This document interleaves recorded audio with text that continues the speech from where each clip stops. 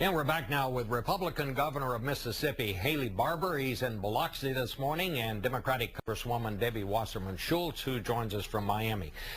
Well, Governor Barbour, I have to say, if there is such a thing as an establishment Republican, I would nominate you for that title. Here you were chairman of the Republican National Committee. You were a longtime lobbyist here in Washington, and now you are the popular, I would also add, governor of Mississippi.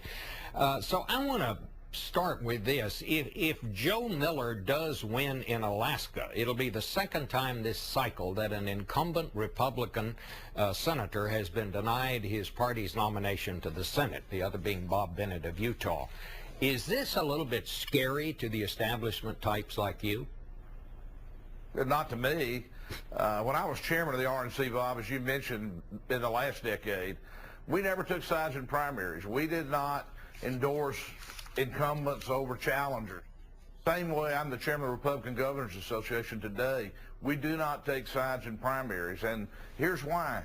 The Republicans of Alaska have the right and should pick their nominee.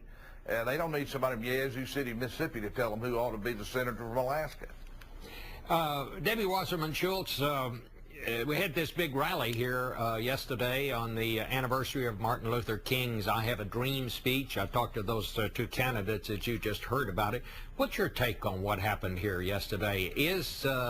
Does this suggest that the Tea Party is a major political force now? Because a lot of these folks were members of the Tea Party. Well, it's certainly clear that there is a raging battle going on within the Republican Party for the heart and soul of the Republican Party, and Tuesday was yet another example of that. It's hard to know where the Republican Party ends and the Tea Party begins. They've struggled to elect and actually been able to successfully elect their moderate candidates, the mainstream candidates. The Tea Party candidates seem to be winning because the Tea Party Republicans are energized in their primaries. So it's really caused, I think, a pretty difficult problem for them going into the November election, because they have candidates like Miller, who are on the extreme right-wing fringe, who want to end Medicare as we know it, yank the safety net out from under our senior citizens. I mean, Americans really are going to have a very clear choice set up in November between moderate Democrats who are centrists where the country is, and Republicans who are really off on the right-wing fringe. And there's countless examples of that across the country. Let me ask Governor Barbour about that. What about that, Governor Barbour? Because you just heard Joe Miller, who may wind up as the nominee for the Republicans up in Alaska, saying he's going to go out and campaign on less money for Alaska, less federal dollars coming in. He has taken several controversial stands like that, and I must say, to his credit, he didn't back off of them when I asked him about it this morning. But isn't that going to make it harder for some of these Republican candidates to get elected? Because down in Kentucky, you have Rand Paul, who's got the nomination for the Senate there, talking about, well, maybe we ought to rethink the Civil Rights Acts of 64 and 65. You've got Joe Buck, who won the nomination up in Colorado, who's talking about bicycle paths being might lead to UN control or something other.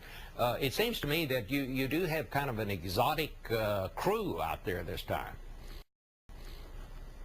The Obama administration and the Democratic Congress have taken the biggest lurch to the left in policy in American history. There have been no Congress, no administration that has run this far to the left in such a small period of time, and there is a reaction to that. Those hundreds of thousands or 100,000, however many they were on the mall yesterday, were reacting to that. They're very concerned about where our country is being driven by the Democratic majority. And as far as talking about less money, look, my budget this year in Mississippi is 13% less than it was 2 years ago. I cut spending 9.7% last year, and frankly, nobody much noticed the difference. We were able to continue to provide services. People weren't kicked off Medicaid. The fact is, the country is going to have to spend less money. And if Joe Miller was trying to say that in a different way, he is right if what he's saying is our country has got to spend less money. We've been on a spending spree that make drunken sailors have a bad name. Congressman Wasserman Schultz, what do you think the overriding issue is going to be? I mean, I guess the conventional wisdom is that all other things aside, a lot of this is going to hinge on what shape the economy is come October. There's no question about that. And, you know, I mean, Governor Barber, I know, is certainly an advocate for his state. But it's hard to look at states like my home state of Florida, like his state of Mississippi, and look at the graduation rate where we're near the bottom or at the bottom when it comes to graduation rates in public education from high school, when it comes to spending on taking care of the neediest in America. These are questions that any governor should be fighting for. But when it comes to jobs in the economy, that's the driving issue for the November election.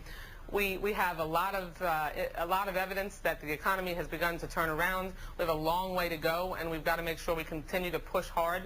But the American people are going to make a choice in November between right-wing extreme Republican candidates who want to take us back to where we were when President Bush was in office, backslide toward the Bush era, change Social Security, a privatized program that invests the money in the stock market.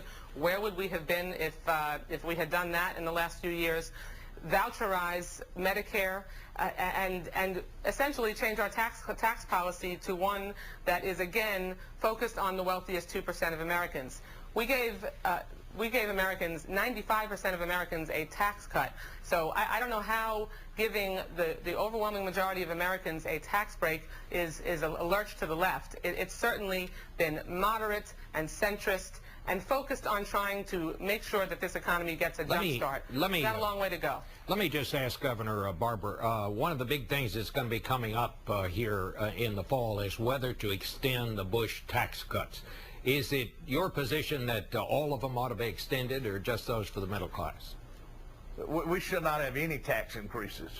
Tax increases in the height of Congresswoman says that the economy is recovering. Well, I can assure you 80% of the people who are watching us on TV right now know the economy is not recovering. There's no recovery on Main Street, I can tell you that for sure.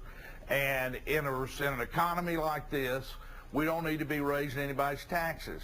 And if you want to know why there was this outpouring yesterday and why the numbers are so bad for the Democrats, you ask, what's the issue? The issue is jobs, jobs, jobs, jobs.